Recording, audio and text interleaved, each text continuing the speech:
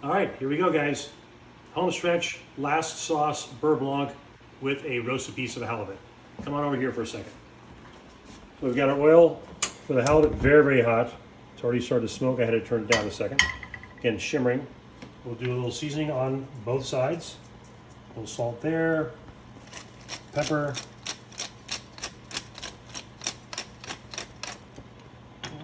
We'll drop this down. Again, like everything, away from us. Nice sound. We'll take a little bit of salt and some more pepper. We want to get a nice color on there. As soon as we get that nice color, we'll flip it over and we'll pop it into the oven. Again, that's only about a 4.5 ounce piece of halibut. That shouldn't take more than, kind of like the steaks, maybe like 3 minutes or so inside the oven for that to be done.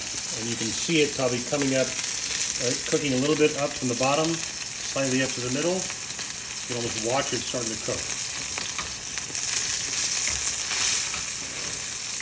If you wanted to, you could also have dipped it in a little bit of flour. It might give you a little bit better browning, but then you get that flour taste on the outside, which you don't necessarily want. So we're looking at approximately a minute on, again, relatively high heat. And we're going to turn this thing over in a count of 5, 4, 3, 2, 1. Okay, I'm going to turn it down just a second. Yep, now we're going to get in there with the spatula. Go like that. That looks great. Okay, so again, that's going to go inside the oven, about a 400 degree oven, again, for about 3 minutes.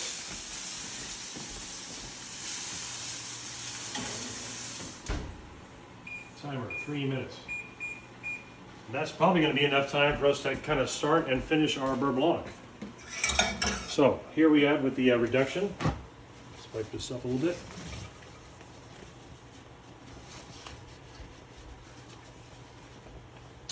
So as you can see, we have a little bit of liquid left in there, so not quite completely dry.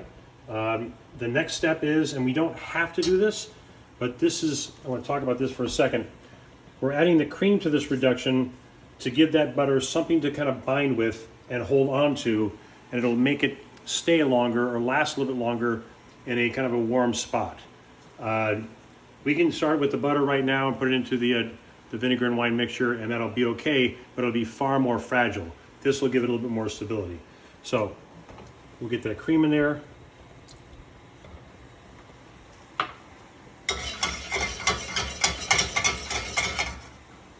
We're going to reduce that down. So while we're kind of waiting for that, quick little side note, kind of anecdotal story. Probably the first, legitimate, really, really nice restaurant that I worked at, we would have about 5 to 6 different Beurre Blancs every single evening for service. So we always made a base. We might have jumped off at one point and put some ginger and garlic in the base, but still, again, white wine vinegar. And then, but we always had at least 5, like I said, sometimes 6 different Beurre Blancs to go with 6 different fish preparations. And those were always served on the side. So the fish would either be broiled, grilled, baked, poached, steamed, and then you'd have an accompanying Beurre Blanc with those fish preparations. And it was fantastic. It was one of the highlights of working in that particular restaurant, and really, really enjoyed it. And this is where I learned how to make Beurre Blancs. It's one of my all-time favorite sauces, because it's incredibly useful. Okay, so we also need to, at some point, talk about the burr in that Beurre Blanc, and that's the butter. So again, this is unsalted butter. And then I think we mentioned earlier, we have a variety of herbs. We got tarragon, basil, and we have some chive in there. And of course, we'll season that with a little bit of salt and pepper. So as you can see, this is getting a little bit on the thick side. So we want this butter to be, again, somewhat room temperature, somewhat malleable. Right? It doesn't have to be frozen or right out of the ice box, but somewhat room temperature. We're going to turn this down to kind of a low heat. Now we've got the shallots still in there. And in this case, I think I'm going to leave them in there because I like the texture, and I cut them to the point where they would be fine. That timer's for the fish.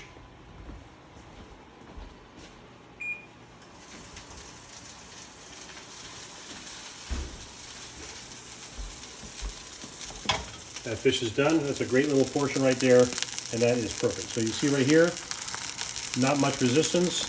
So when we talk about degree of doneness, we can use a thermometer, of course, but in this case right here, we want to slightly undercook the fish because it's going to continue to cook in this pan. And what I'm looking for is, again, not very much resistance.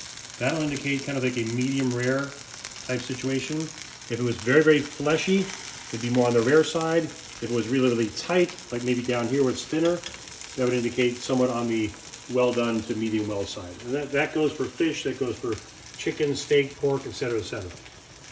So we'll kind of set that off to the side. All right, so now, take our whisk that I had here a second ago.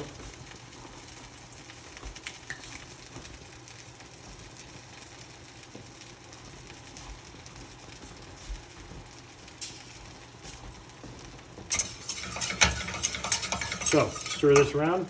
We'll add a little bit of butter in, kind of, maybe one pat at a time. We don't want to add in, I think I mentioned we have about 8 ounces of butter right here. We're not going to just put all the butter in at one time. We want to slowly get this emulsified. We'll start that slowly.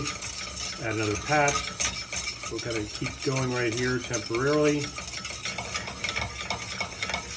What we're doing is we're creating an emulsion. We're creating a suspension of two different types of liquid. The butter will turn into a liquid. We don't want to add it and just have it melt in there because we want to give our sauce a little bit of texture. So we start with that pat right there. And it's not unlike the hollandaise sauce or mayonnaise where we want to start out slowly and then work ourselves into maybe larger portions of butter and maybe even at a slightly higher temperature. So that's definitely melted. We'll kind of keep going here. Now we can add maybe a couple, 2, 3 pieces in at one time. This is still on a kind of a low heat.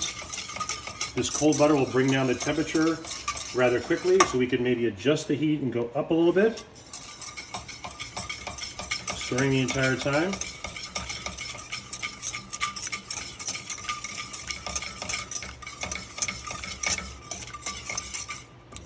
Another pat.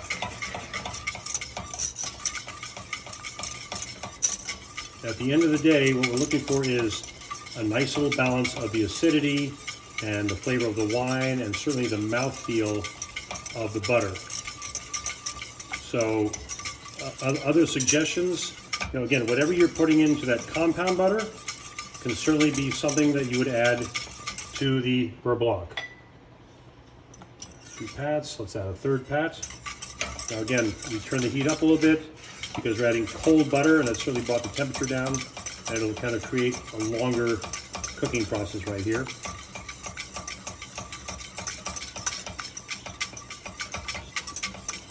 I'll tell you what, let's stop and then we'll finish the butter and we'll show you what our finished product is going to look like. All right, be back in a couple seconds.